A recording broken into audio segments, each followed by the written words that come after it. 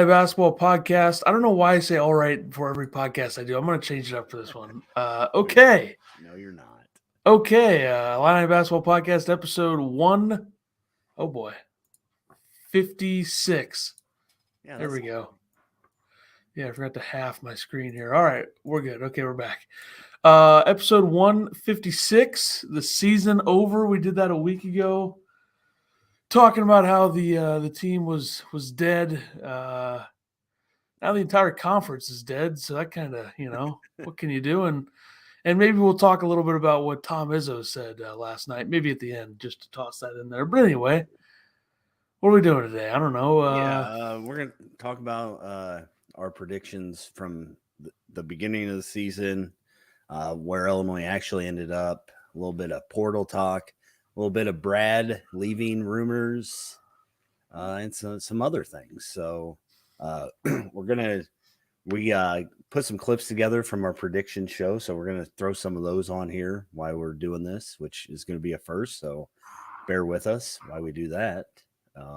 Yeah, I mean, technology is, so with the advancements, Yeah. So, we'll talk about our preseason predictions first, and, how bad I was and how, you were semi-close, I guess. Below average overall. It could have been a little bit better. Yeah, but in our prediction show, it didn't start off very good, so we kind of knew the season was coming. So, yeah, and then you think about the fact that this clip here is 10 seconds long, and it's from episode 119. I think I have the right one. I'm just going to check just to make sure here, but we're not a professional show. I mean, I don't know why anybody would expect. Why would anybody expect otherwise? Okay. Right. I think this is the right one. Let me. Okay, here we go.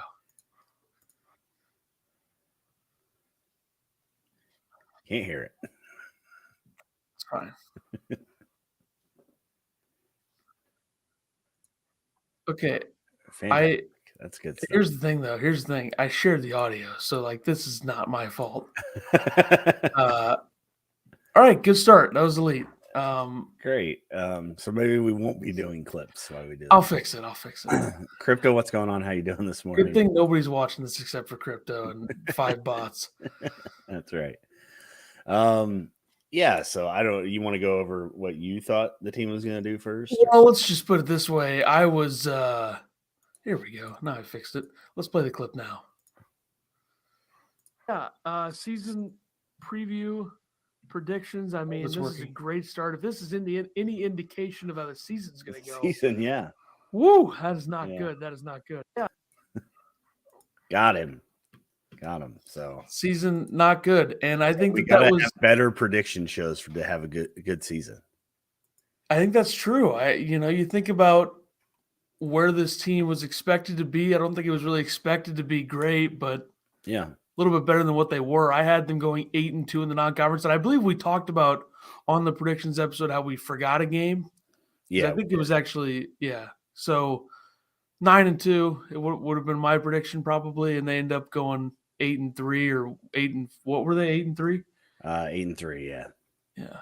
They lost to was it 2 or 3? Who'd they lose to? 2. They went Missouri. They went 9-2. Yeah, I was gonna say because Missouri and Virginia are the only ones I can think of. But I had them losing to UCLA and Texas, are the 2 games that they won.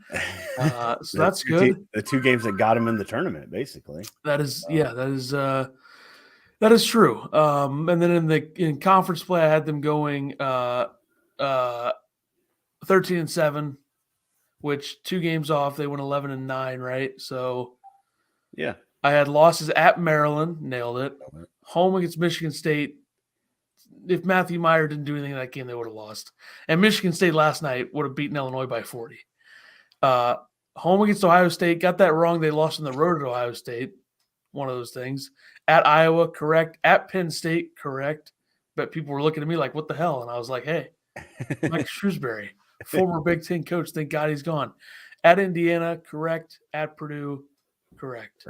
So, you're definitely better than I was. And apparently I said something about Chris Collins. Yeah, this is a good one. It was You were talking about Northwestern or something. I think we were talking about Rothstein. We got to remember where we're at here. Okay, this is before the season. This is Northwestern lost Pete Nance and Ryan Young and other key contributors. Yeah, nobody expected them nobody to be good. expected it. Neither did, and you didn't either. Well, this is a fair comment by me. I'm just going to say that. Damn it! See, I broke the third wall.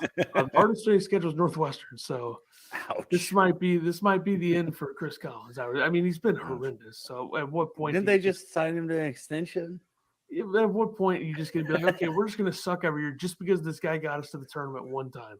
True. Like, what is the point at that? It's embarrassing, but it's going to be a rough one for them. But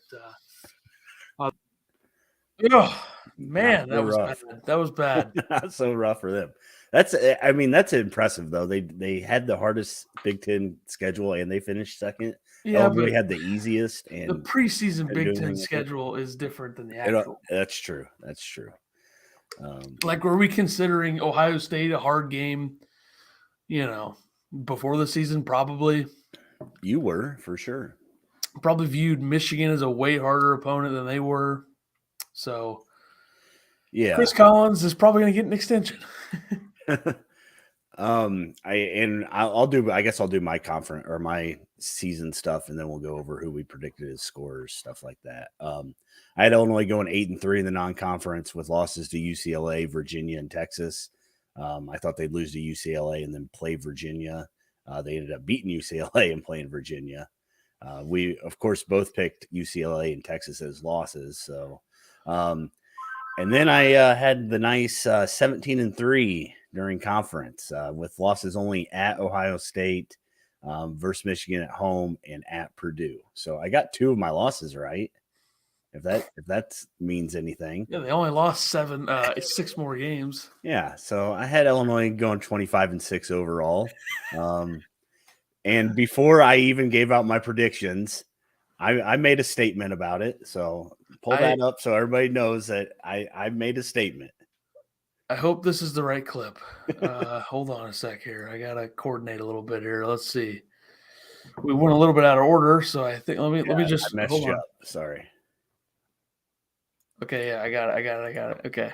See, the coordination on this is gonna be tough. So the people listening are gonna be pissed. But we're not professionals. We said that 7 times already. They won't see us for like a month. It'll be fine.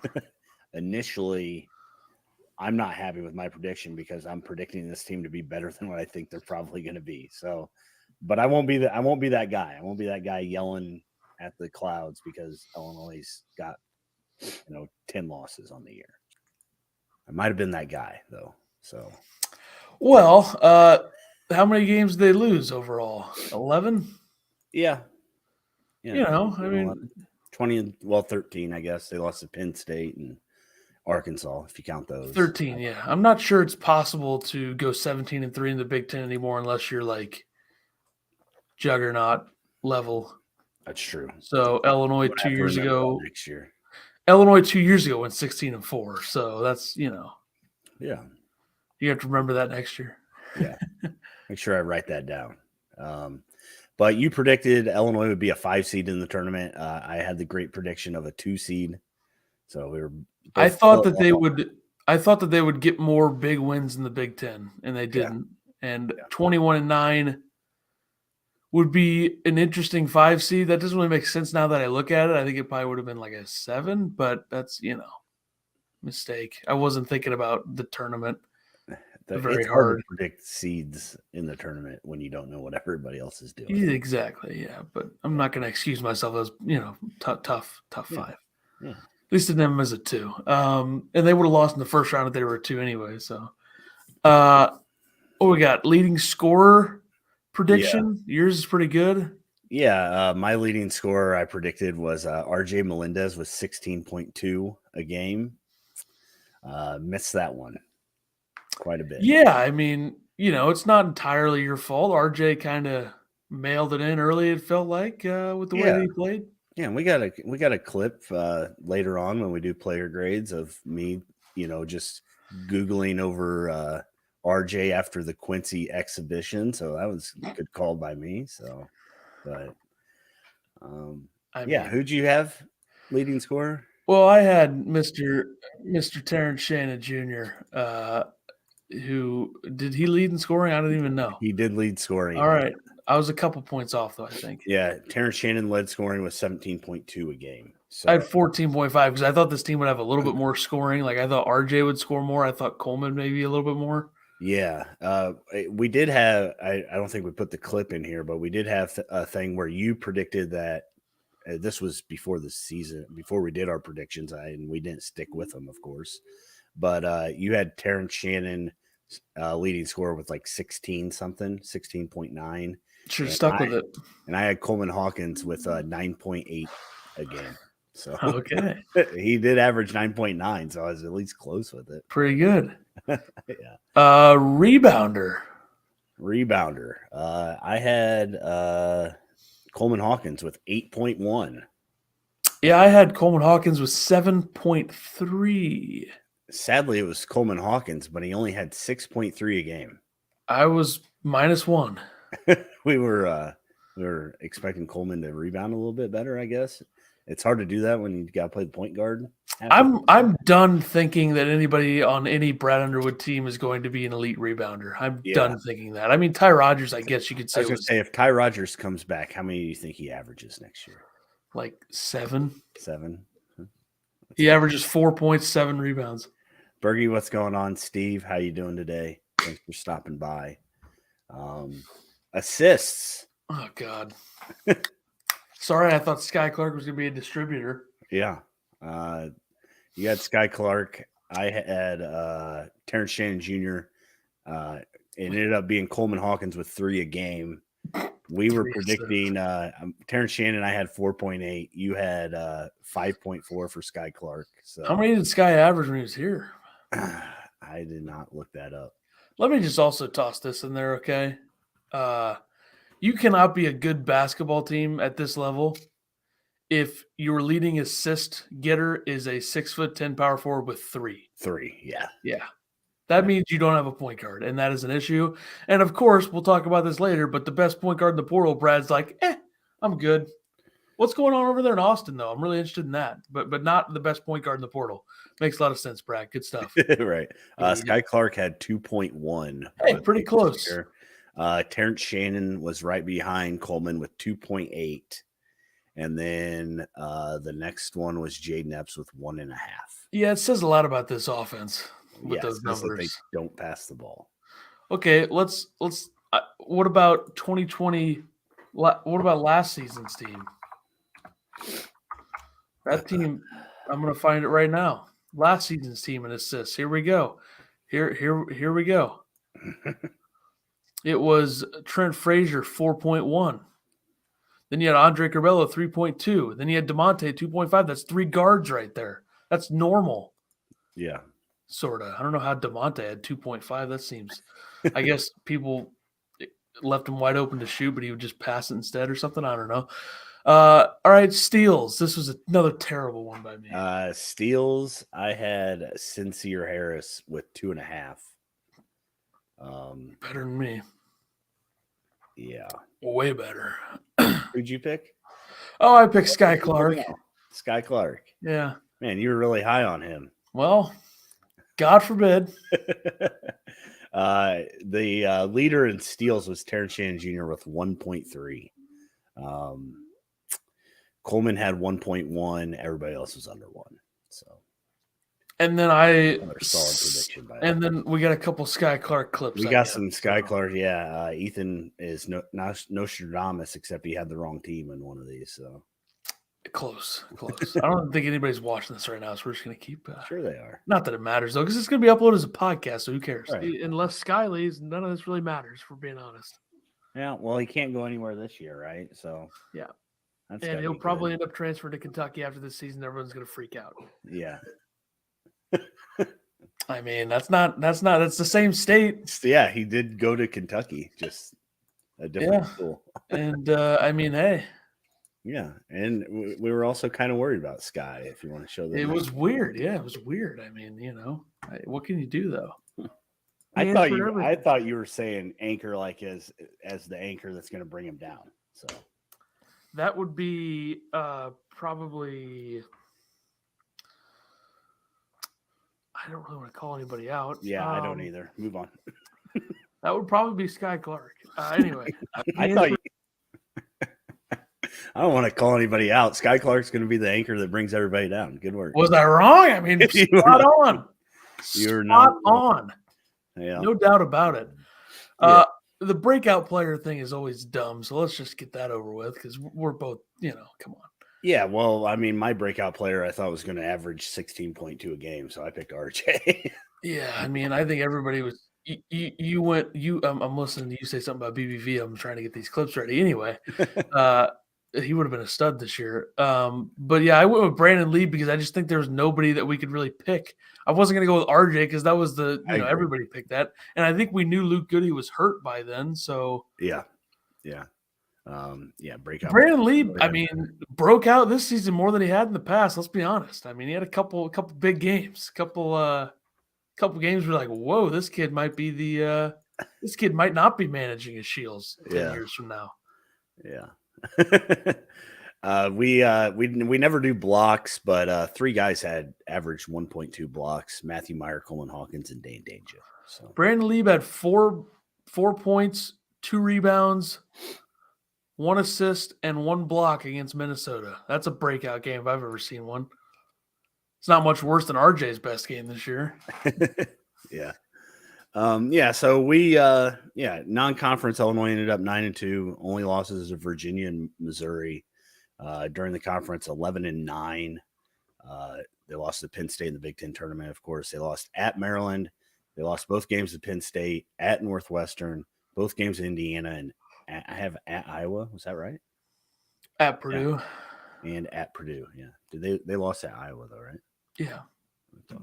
Tony Perkins had 87 points. That's right.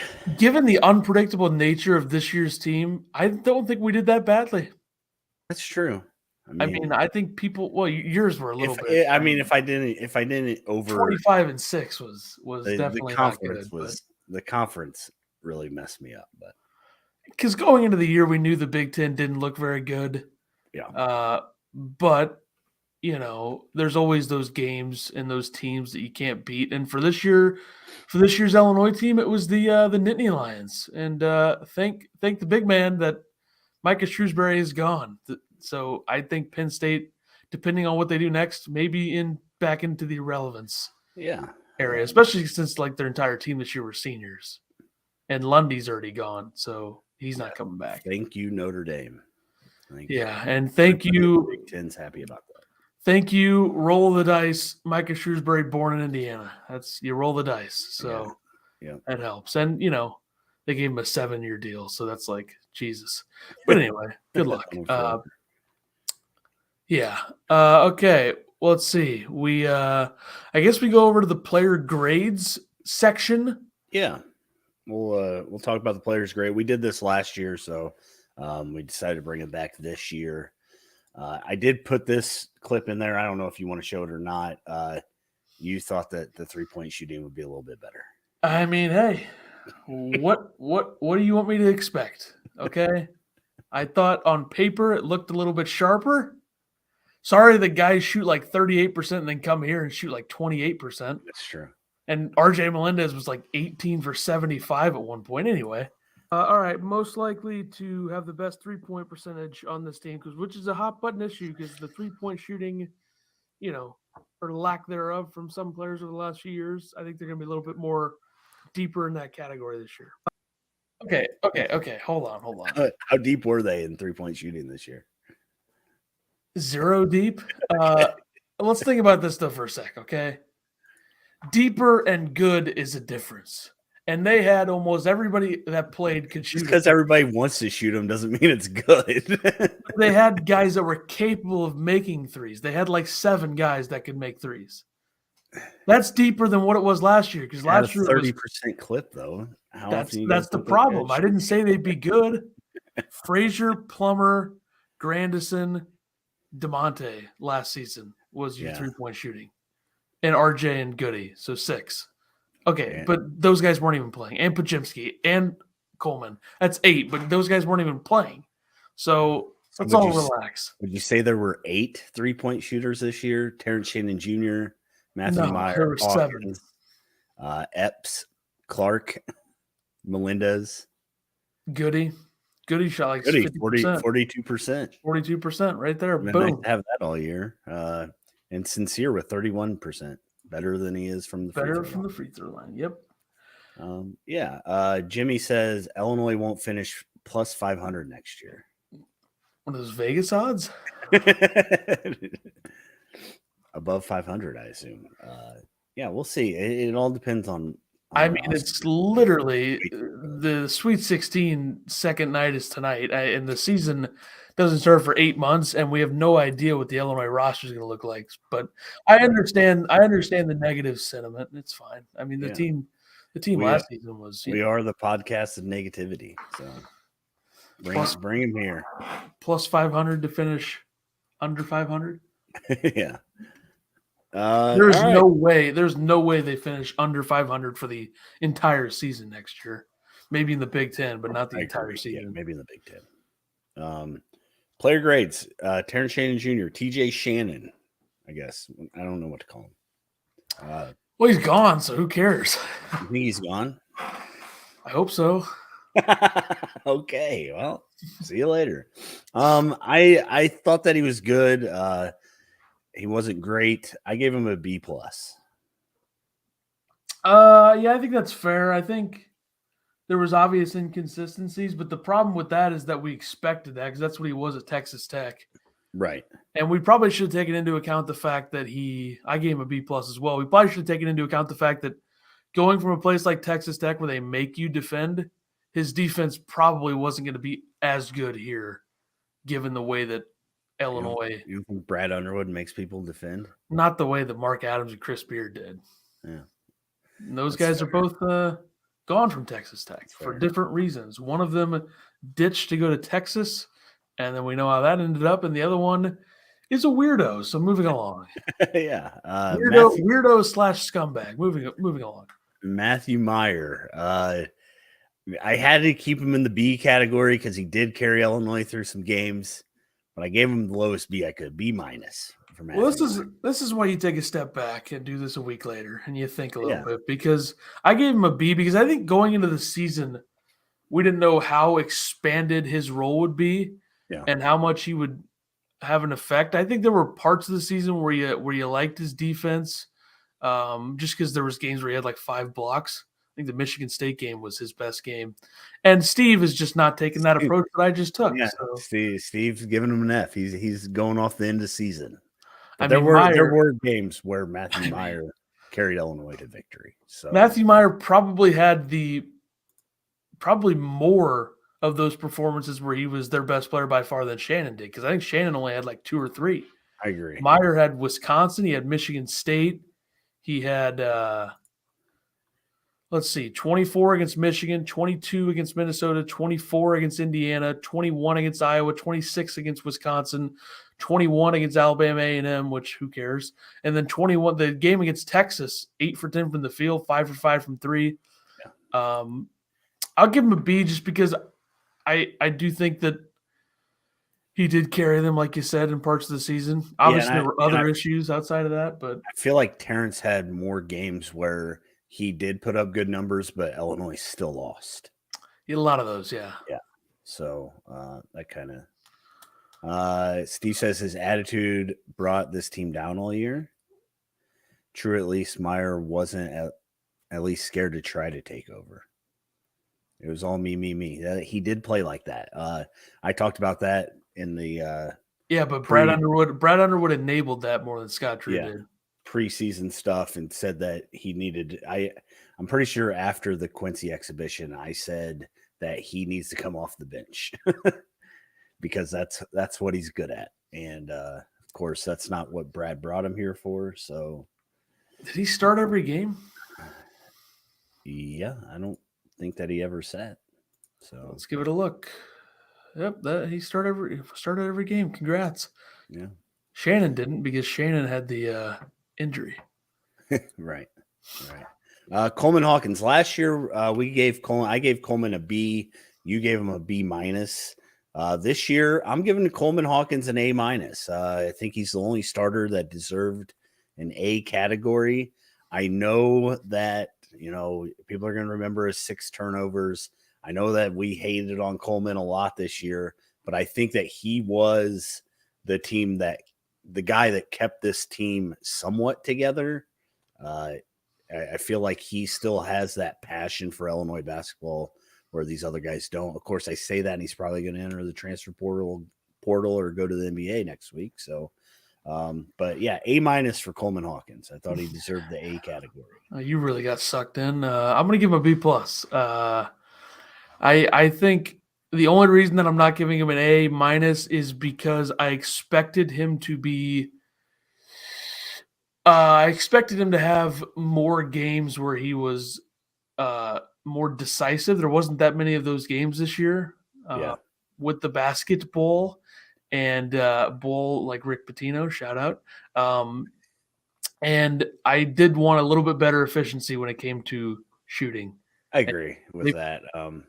But that's just a nitpick, and I'm giving him a B+, and he probably deserves an A- because half the fan base is a bunch of, idiots, for lack of a better term, that are probably saying, oh, Coleman gets a C- D, because they don't understand. They don't know ball. They don't understand ball. They don't understand culture. They don't understand, trying to lead a team of guys who just are superstars from the portal, which they're not, but just completely. I think it definitely made it hard for him this year. And he gets a bump up for him going after Sky Clark after the game.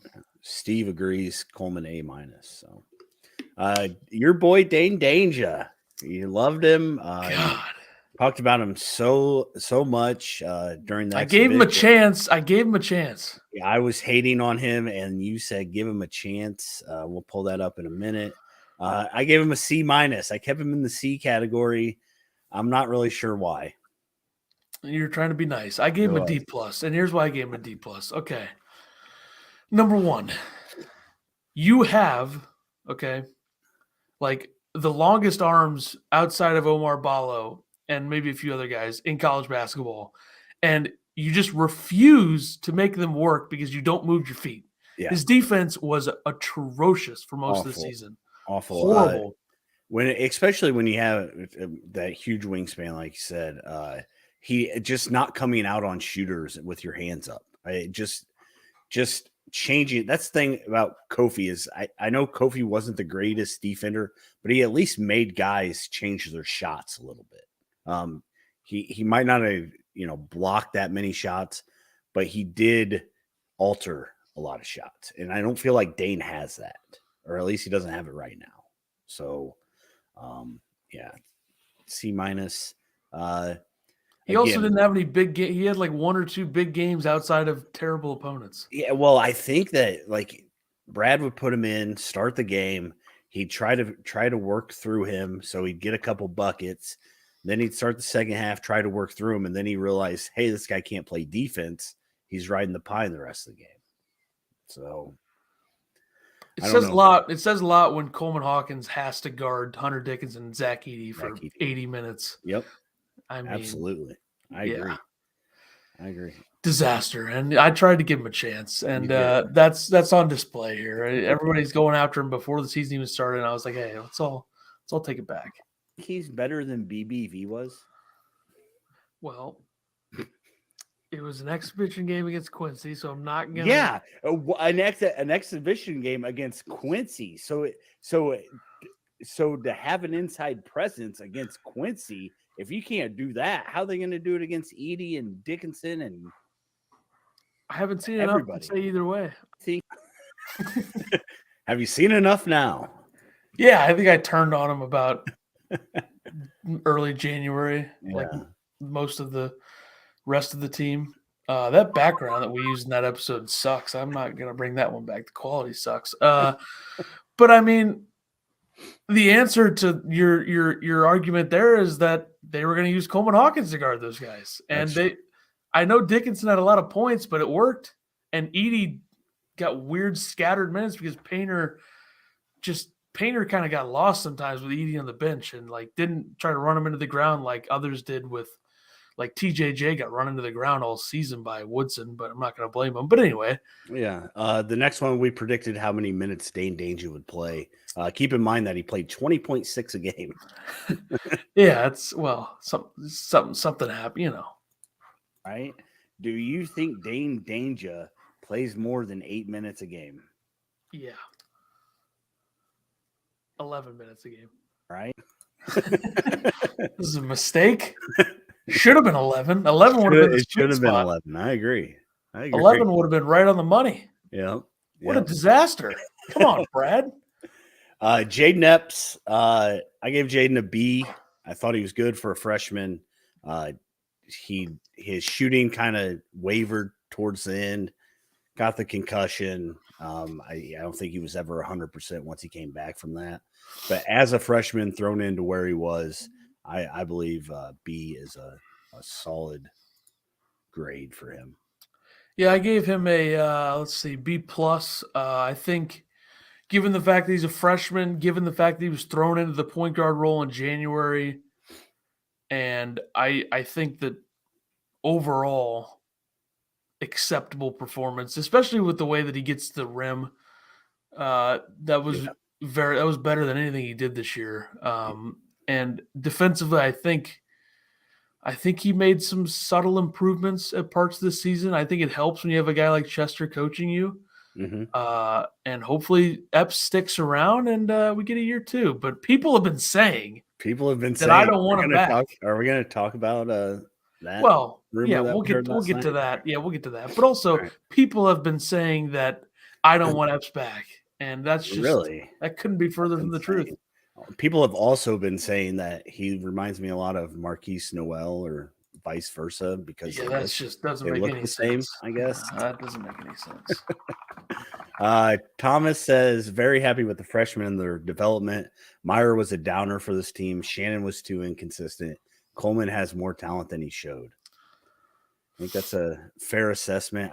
The Meyer being a downer, he had moments of shining glory and he had moments of terrible.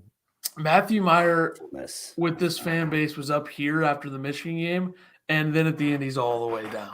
Yep. Apparently. So me and Steve are on the same page. He says Epps gets a B. So RJ Melendez. Last year, RJ got a B from me and an A- from you. This year, a little bit down. RJ, I gave him a D.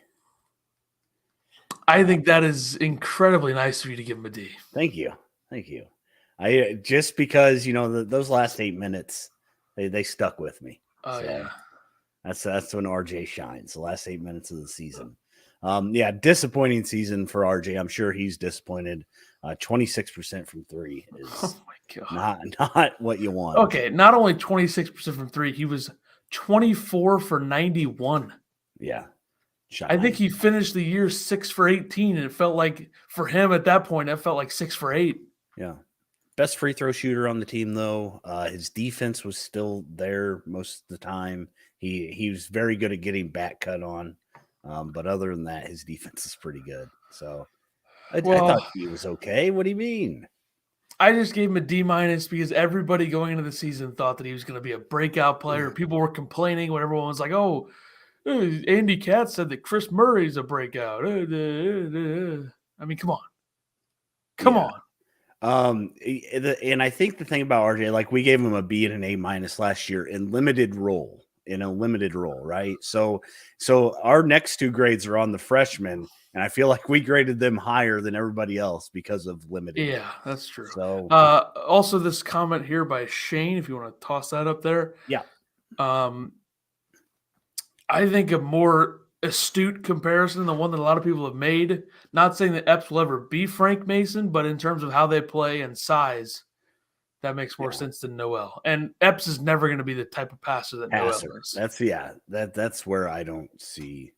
And probably not going to have the exact same 3-point prowess from the range that Noel has. But Frank Mason was also a National Player of the Year, I believe. So I don't think Epps is ever going to be that. But Steve gave RJ a C-. He's very generous.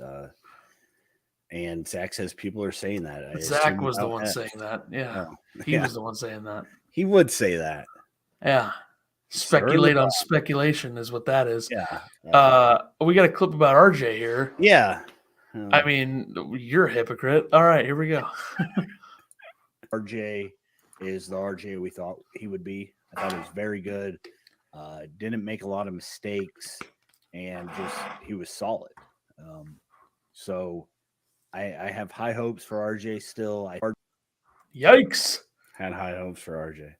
This was after the Quincy exhibition where you said don't judge, or we have to judge Dane Danger, and then RJ, it means RJ's Yeah, going I to be was elite. judging how bad he was. That's completely different from judging how good somebody is. If you're bad against Quincy, Yeah, you're going but to be bad against everybody. Your takeaway from an exhibition is that you still think he's going to you still have high hopes for him because he did well in an exhibition.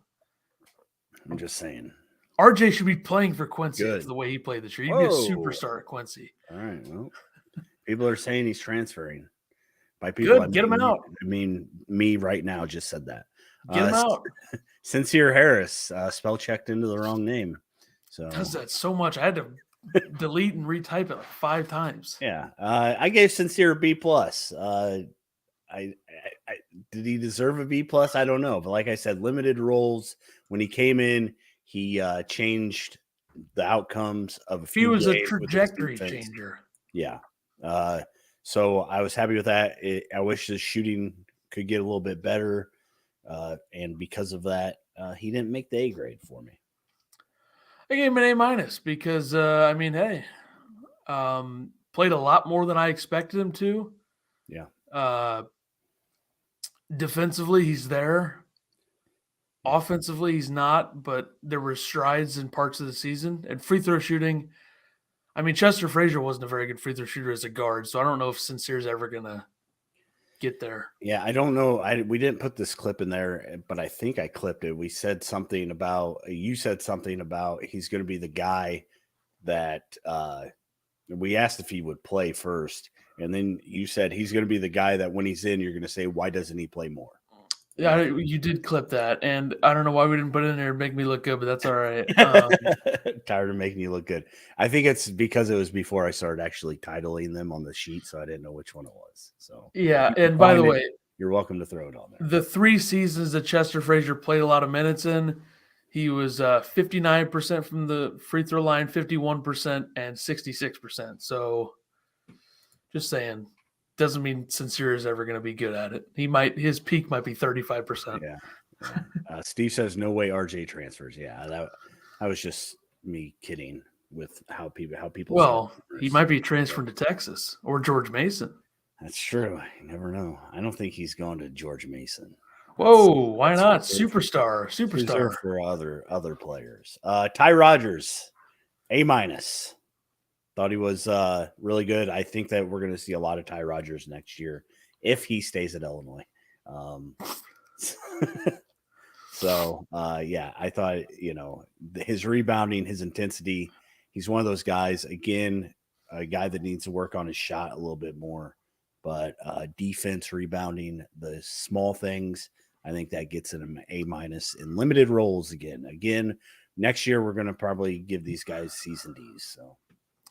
Won't have to unless we start a George Mason podcast. Ty Rodgers, I gave him an A minus as well. The Nebraska game on the road was the turning point for him. He kind of struggled a lot offensively for the first couple months of the season, which was to be expected.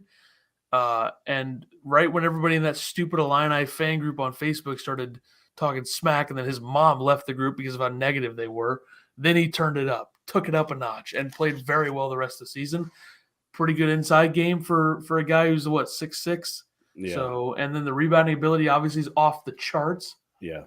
He's one of those bodies that can get inside. He's good enough to be able to pass from the interior also. So it says a lot about Ty Rodgers' ability to do everything else when he didn't make any shots outside of the paint this season. Yeah. I think he only took 1 3 this year, right? Yeah, and it Brad was skid happy across with the rim. It Brad was skid happy across with the rim. Yeah. Brad, and then he didn't shoot another one. Brad wanted him to shoot it. Zach says, well, Sincere set the NCAA record for most improved shooting percentage. If he gets to like 60, then yeah.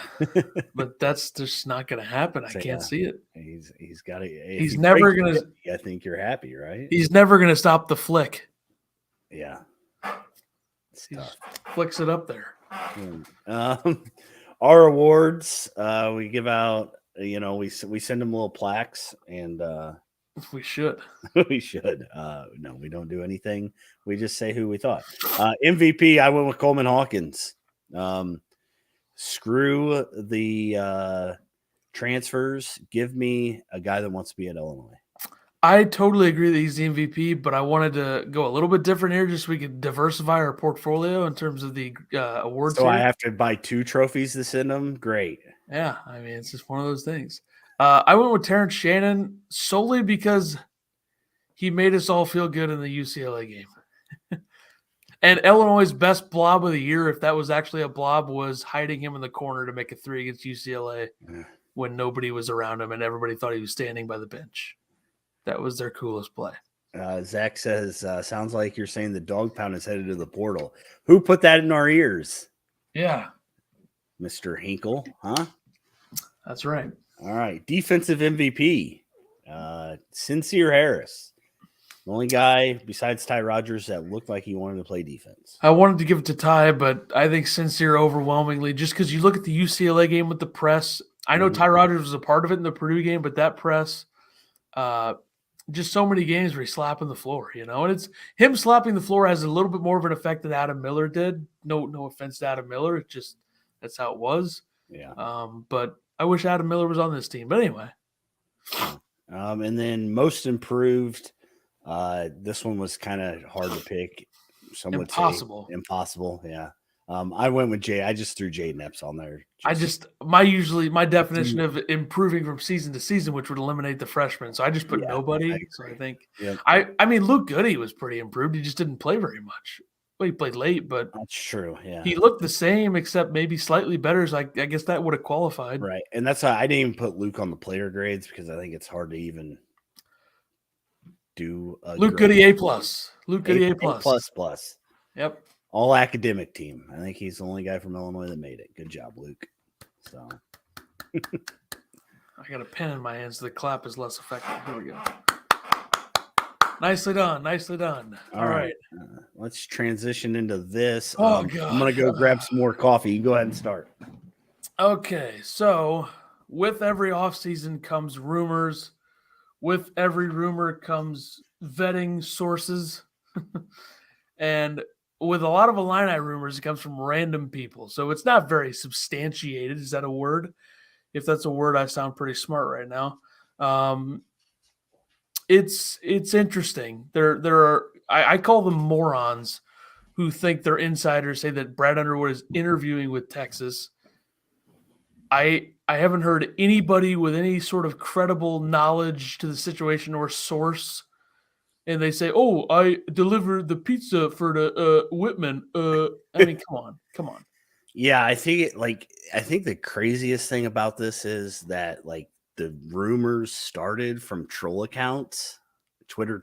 That are mainly trolls. So the fact that people think that my thing is, I don't think that Texas wants Brad Underwood. That's my biggest takeaway from this. Maybe they do.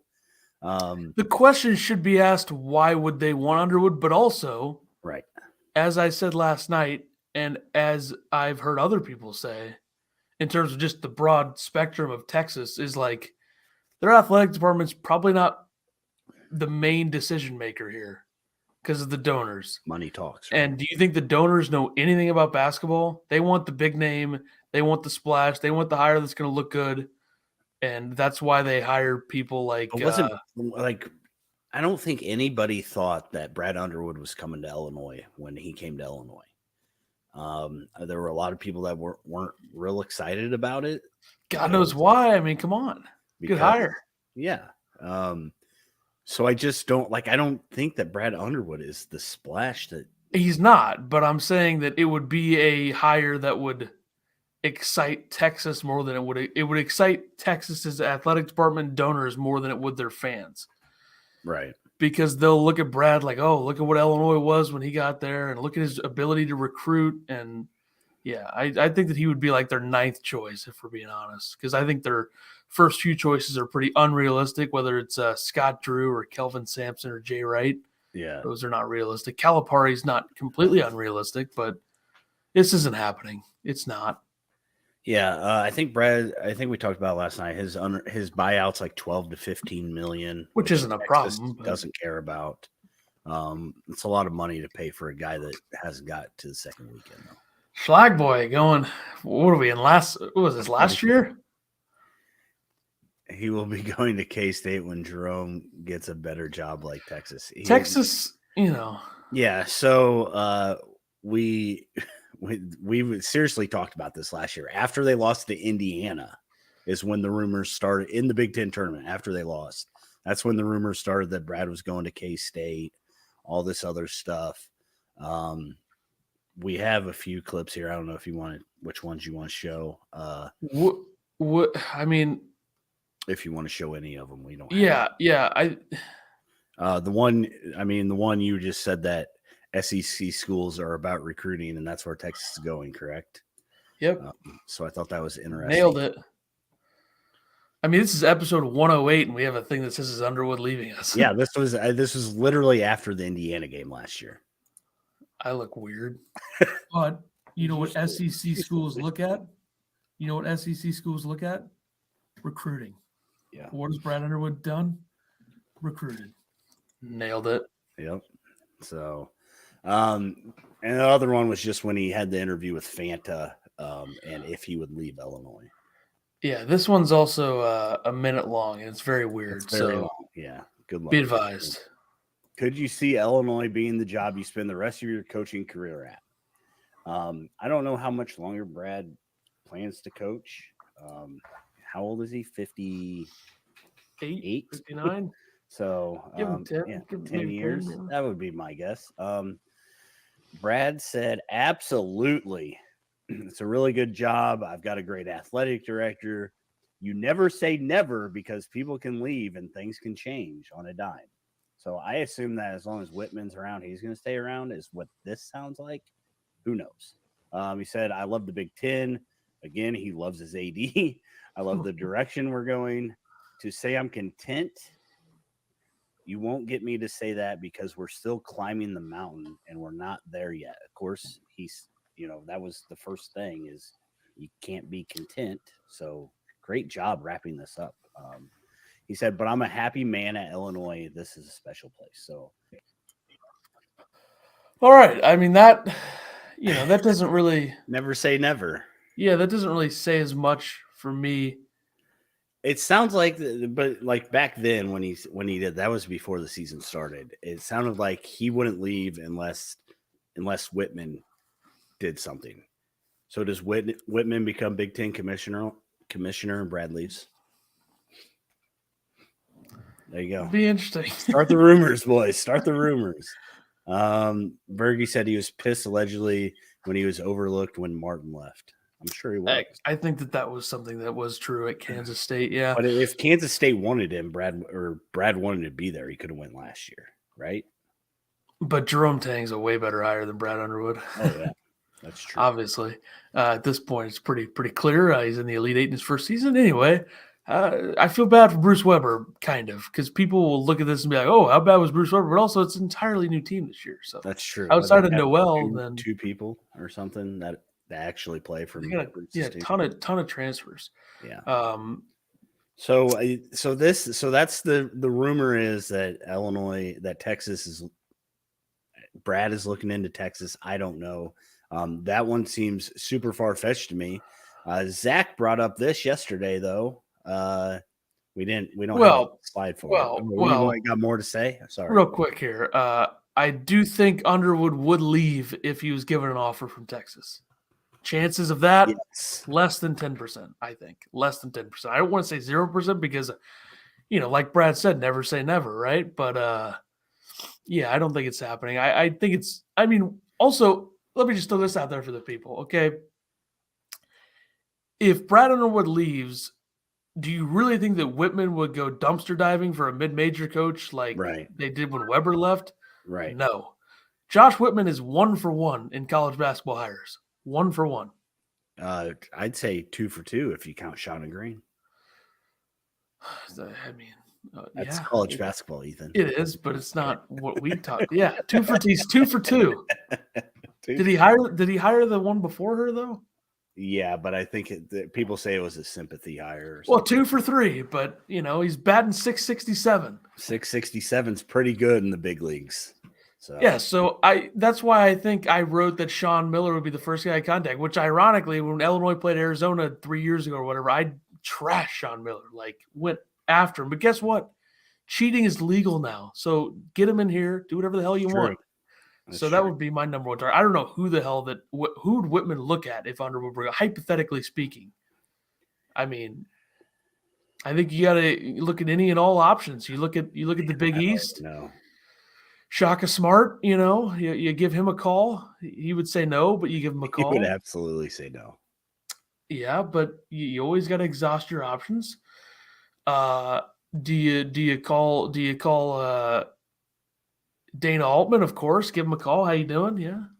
How you doing? And then you hang up immediately, please. You know who I would call? Bobby Hurley. Selfishly, because I don't think the results would be that good, but he's gotten a lot of talent to Arizona State, which that's true. Arizona State doesn't have the greatest of facilities and such. So I don't know if I could stand watching him every game. It would be hilarious. I don't think I could do that. Tom Crean. Tom Creamings. How about Pat Chambers? He's at Florida Gulf Coast right now. No. Better yet, how about Greg Marshall? How about run John Gross back through? Let's see that. I also am not in favor, and here's a perfect transition for everybody. And by the way, I don't think Brad would be as into taking a Big 12 job as he would as an SEC job, just by the way. Look at the way Brad wants to play and wants to recruit. That's an SEC school. Yeah. That's an SEC style. I don't think Chester Frazier would be I would not get behind a Chester Frazier hire right now. Not yet. But that's why now we have the rumors apparently about him going to George Mason, which this makes a lot of sense because this makes more sense than Brad leaving.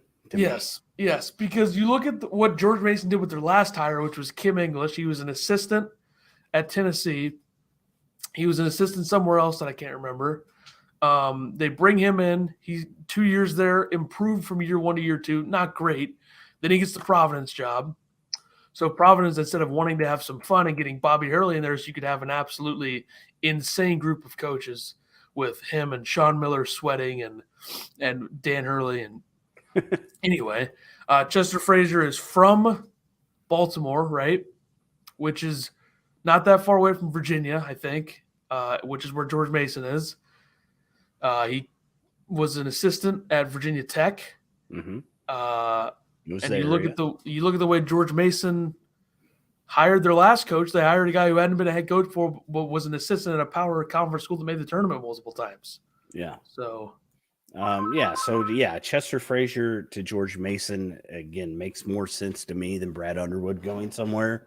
The rumor is that he wants to take all his dogs with him. That's why Sincere deleted his tweet. That's why the rumor is he deleted his tweet because of that. Yeah, because of that. So, good for Chester Frazier. Just please don't take Sincere and Ty Rogers with you. Yeah, I got to sneeze again. But anyway, I would rather keep Ty if I had to pick one of the two. Just so I agree. Clear on that. Yeah, I think you can lose Sincere. I think you can find another guy, or you can get guys to play defense harder. Sincere's shot is kind of the big thing. Sincere showed a way to get to the hoop later in the year too, which I like to see. But I could see Chester Frazier or George Mason over Brad Underwood to Texas. It depends on if he takes guys with him. So that's the rumors. For sure. No doubt. No doubt. I'm looking at this George Mason message board to see who they want as their head coach. Uh-huh. Jason Williford on the list. Bear with me. Richie McKay from Liberty. Guys, enjoy that. You want another one? Yeah. Give me all the snots. Let's see. I'm trying to see if they mentioned Chester Frazier. I got 12 pages to go through here. Oh my goodness. Looks like Dana Altman may be in need of a job. That's one. Let's see. Nope. Nothing about Chester yet. Is there any comments for you to read? Damn it. Somebody comment. Nobody cares if Chester Frazier or the freshman leave, apparently. People want Griff Aldrich from Longwood. Okay. It says, I know Griff was a tool when we played them, but he has had some success at Longwood. Tony Skin. I recognize the name. Okay. Early names for George Mason, none of them were Chester Frazier. Shows you that people on those boards don't have any idea. Only Zach knows. So only Illinois fans know. This is a tweet that says something about the names, not this is a tweet that was posted on the message board. Why can't you do a search for terms? I should be able to do a search on this message board to see if they mention Chester Frazier. All right, you ready to move on? Yeah, go ahead. Nobody's even saying. Come on, I mean, this is ridiculous. Okay, Zach got us all worked up for nothing. Thanks a lot, Zach. Everybody boo Zach in the chat. Give me some boo Zachs. Transfer portal updates.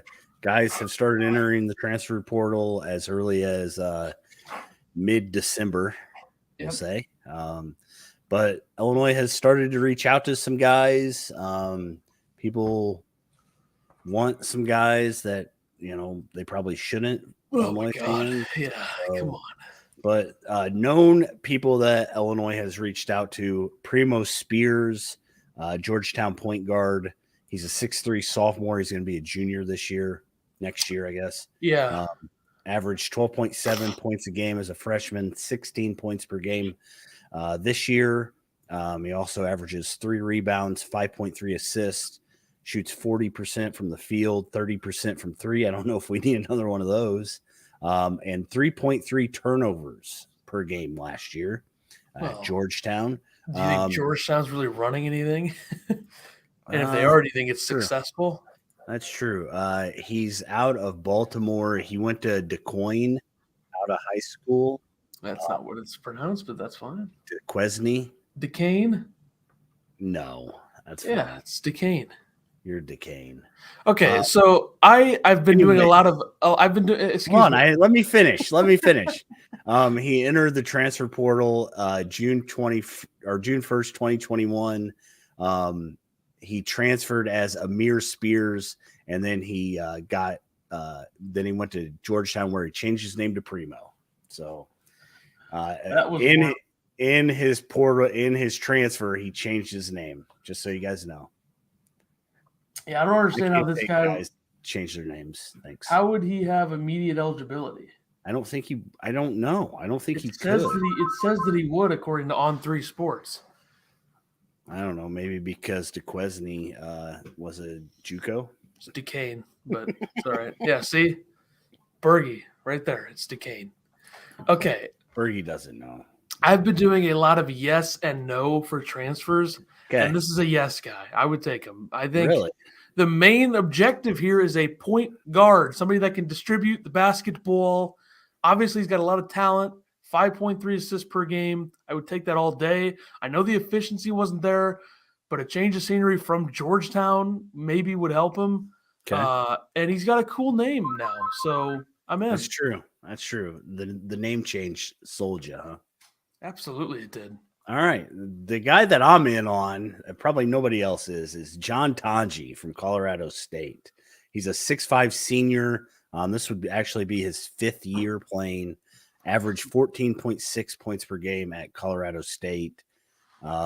He had 1.3 assists per game, so not much of a distributor, but that's okay. 47% from field, 38.9% from three. Give me that, please. 1.8 turnovers a game. He's from Nebraska. People are saying that he's probably going to go to Nebraska, but I would love a 6'5" point guard. I think he's more of a shooting guard. Nope, point guard. Give it average less than 2 assists per game. This is another yes guy for me, but I do worry about us getting overly infatuated with efficiency for somebody at a different school. Sure.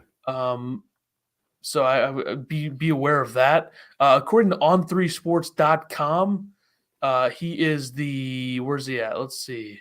Hold on. I lost his name. I bet. Yeah. I think he's in the 30s or 41. So they list him as a point guard, but come on, he's not a point guard.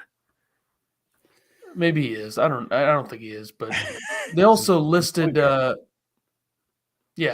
anyway, this would be a yes guy. I mean, the size, sure. The experience. I think he was on the Colorado State team that got to the tournament last year? I don't remember. I'll have to check that. I believe so. I think that I don't know.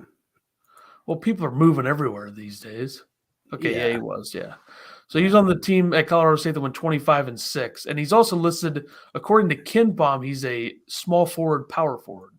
So different sources. 5, sure. As a freshman, he was 3.6 points a game. He was 6 points sophomore, 9 last year, 14.6 this year. So he's gotten better every year. Perfect time to come to Illinois and get worse. That's right. Steve says, I hope this team stays together. It takes a team a couple of years playing together. Did great making the tourney the first year. Stay away from the portal this year unless players leave. I agree. I'm in the camp of Illinois needs to keep I hate the word culture, but their culture to an extent.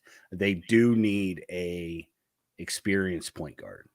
Regardless of what happens, they need an experienced point guard to have a chance to make any sort of run in the tournament.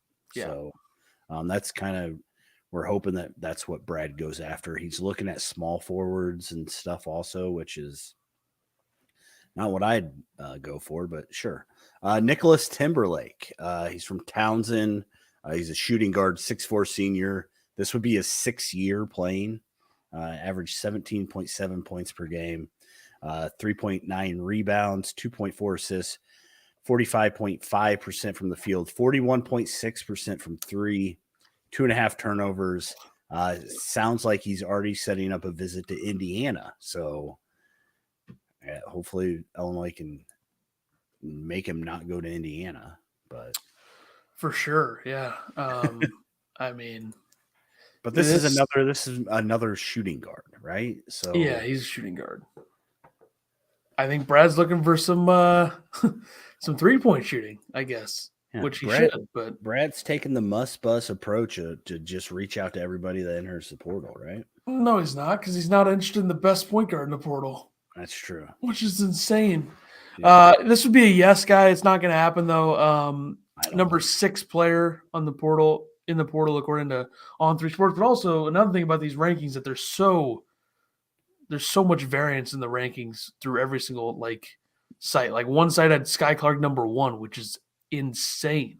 Yeah, and then other ones have him in the 20s and 30s, which is much better. It's kind of like high school, it's worse than that. People don't know, especially guys going from Townsend to bigger schools, stuff like that. So I don't take much into rankings. I mean, we supposedly got 2 of the top 5 last year. How'd that work out? So, Jackson Pavelski. It's got to be like Pavletsky, right? Pavletsky.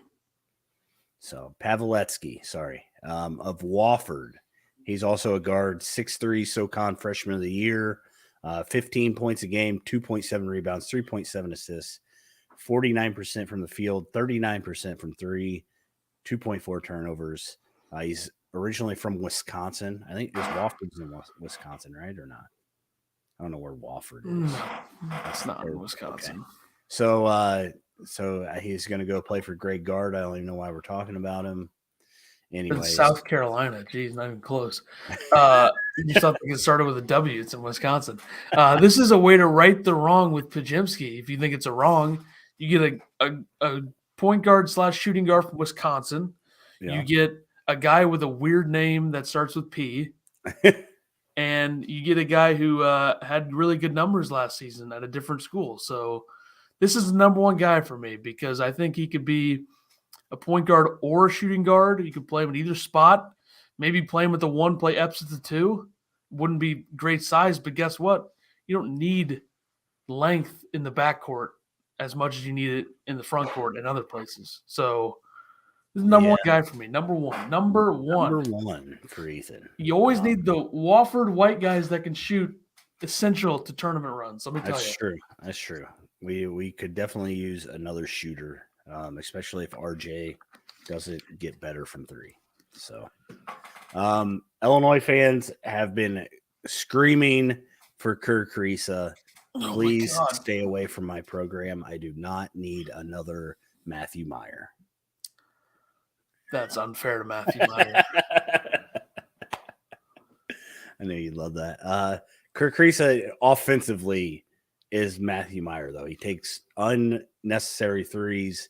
He was not great at them this year. I think he shot around 30%. I know that everybody saw Kerr Kriisa last year and thought, oh, this guy's amazing. He was not good this year. Let's not act like he was. He's better from 3 this year than he was last year. Really? 33.6% last year, 36.6% this year. Okay, well, I still don't want him. He's going to go to Xavier. Back with Sean Miller, so please. And then when Sean Miller goes to Illinois, he's going to go to Illinois. So I don't even know why we're talking about this. Any Princeton players looking good as transfer possibilities? Well, they're still playing, so I can't really say. They got a freshman that's probably not going to leave, but you can act like he will. Yeah. No interest in Kerr Kriisa. Also, no interest in Jamison Battle, you forgot to mention. Oh, Jamison Battle, yeah. Illinois has reached out to Jamison Battle. No interest, sorry. We've seen him play. He's good. He is good, yeah, but I don't want him. I don't know. I feel like he's. If Coleman leaves, then maybe, I guess. Yeah. I don't know. I think Jamison Battle. Do you think Jamison Battle's a better version of Terrence Shannon Jr.? No. He's not even the same player. Like, not even close. Okay. He doesn't go downhill and score like that, and he's also bigger. He's like 6'8". Jamison Battle's 6'8"? He's like a power forward, is he not? That's crazy. Have you not been watching ball, sir? What's up, ACG? How you doing? Jamison Battle is 6'7", 225. So he's an inch taller. Good try. He's a power forward, though. Plays the 4. And 2 inches. Terrence Shannon's 6'5" on a good day. So you just lied to everybody. Good. All right, let's wrap this thing up. Yeah. Other things is this category. Luke Goody is coming back. Oh, sorry. I went right into your Go ahead.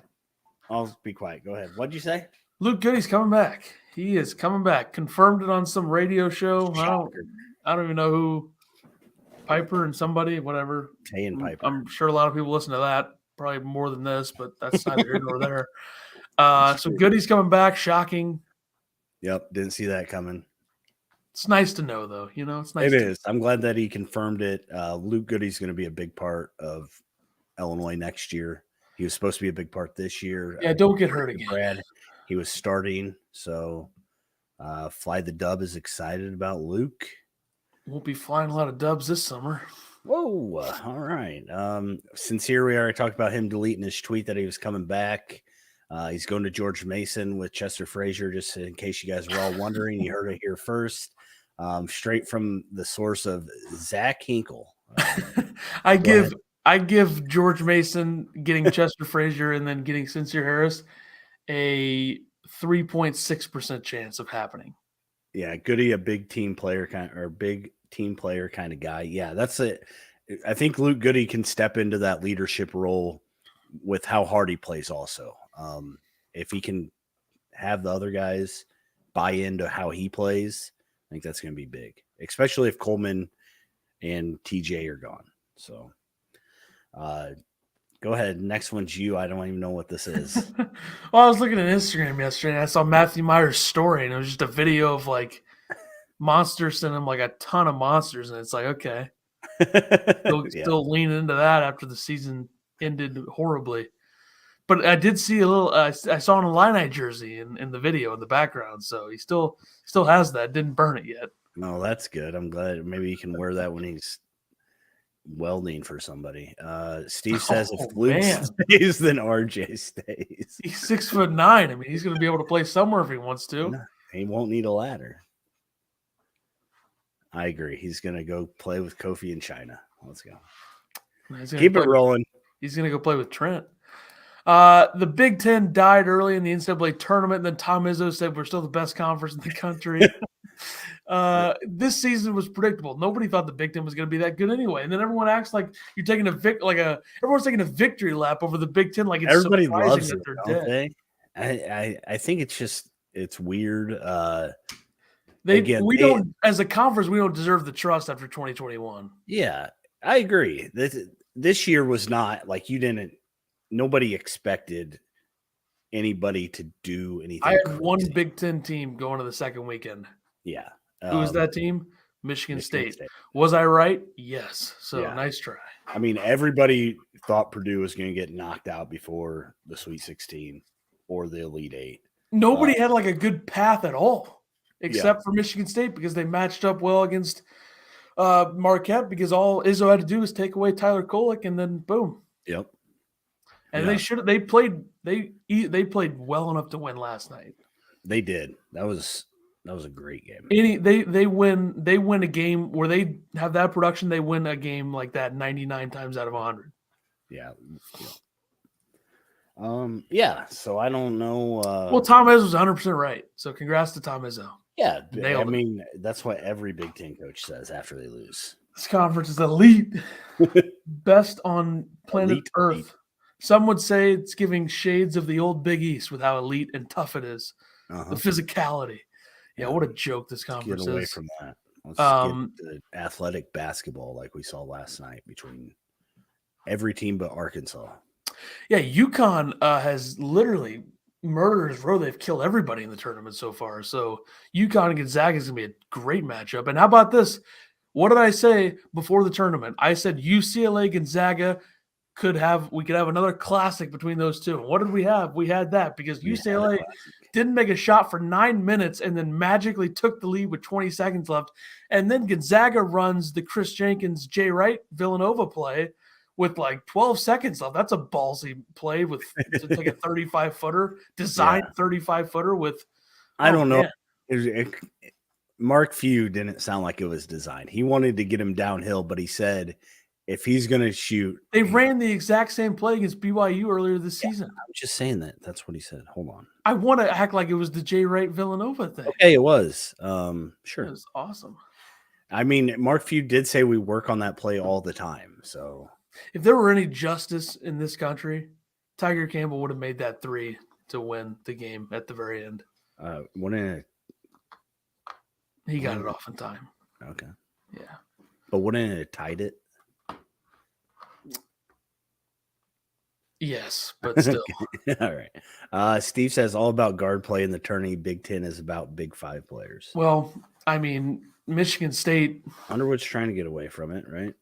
Michigan State used guards. They used Sissoko too much last night, and they didn't even use him that much. Yeah. Fly the Dove is glad that Spuddy lost. Couldn't stand to see him shirtless again. My eyes are still bleeding. You mean Arkansas? No, I think Izzo had his shirt off at some point. What? All right. What, are you gonna look it up? No, absolutely not. Absolutely not. Let's wrap this up. What are we talking about?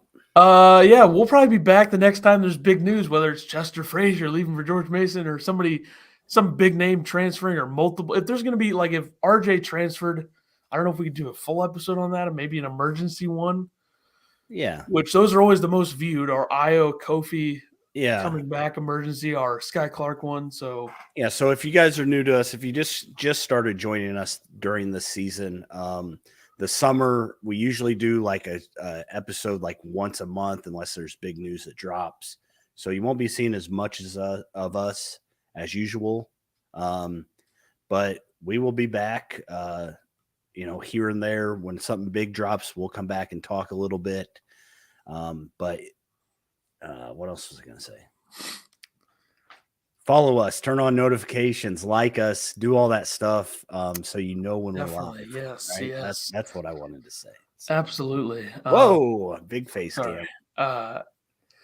Yeah, I mean, in terms of guests, I don't know what I'm gonna do. I usually think I like the idea of guests more than getting them on, typically, Yeah, but we'll see. we always try to reach out to people at the end of the season to see if they'll come on.